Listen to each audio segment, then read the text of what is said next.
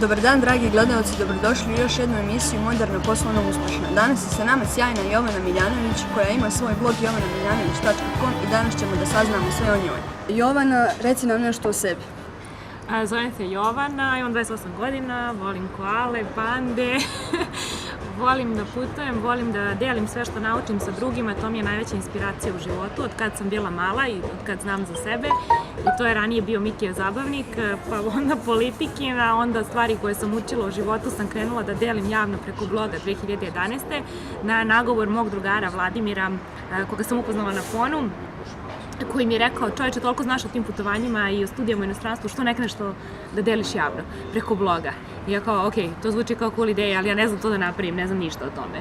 I on je rekao, pa ja ću ti pomognem i tako je krenulo i onda sam tu negde shvatila prvu lekciju, a to je da kada imaš želju i kada imaš neku vrijednost da daš, ljudi se nađu i pomognu. Kako si došla do svog uspeha? Pa mislim da svaki dan dolazim do svog uspeha i nekako ne mislim da sam stigla na neki cilj, ne verujem u ciljeve, verujem samo u rezultate.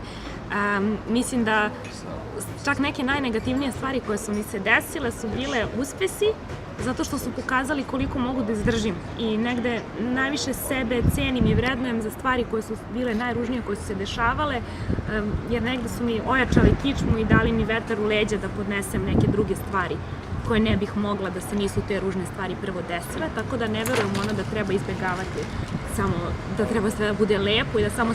Zato i moj blog delim sve ružne stvari i delila sam i prošle godine i kad sam se povrijedila i kad sam bila na operaciji jer želim da se ljudi podrže i da razumiju da nije svima sve idealno nikome i da negde najlepše stvari se dešavaju iz tih najružnijih jer onda shvatimo ko je tu za nas, ko je zaista bezuslovna podrška i koliko moramo toga da nađemo u sebi i da ne očekujemo od drugih da nas uvek ono tepa do velika. Reci nam, da li ima neki kućni posao koji ne voliš da radiš? Ne volim da kuvam, ne volim da čistim. Reci nam šta bi poručila našim modernim poslovnim uspešnim mladim ženama?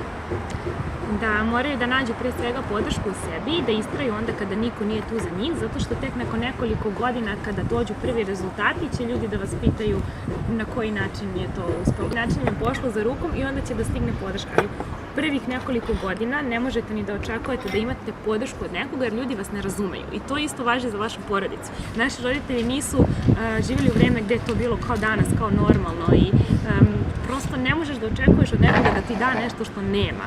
Kao kada hoćeš da uzmeš od nekoga pare, a on kaže pa nemam, ne može. Ali opet s vremenom će doći podrška i uvek će doći ljudi koji ćete da privučete, koji su kao vi. Možda to nisu ljudi iz vašeg okruženja, iz vašeg grada, iz vaše države, ali će sigurno doći. To zaista verujem. Meni je došlo. Sigurno će vama. Dragi gledalci, hvala što nas pratite, pratite nas i dalje na svim našim Uradi za radi kanalima i ako poznajete neku ženu koja je uspešna u bilo kom segmentu, obavezno je tagujte u komentaru, mi ćemo da je kontaktiramo i objavit ćemo njenu priču.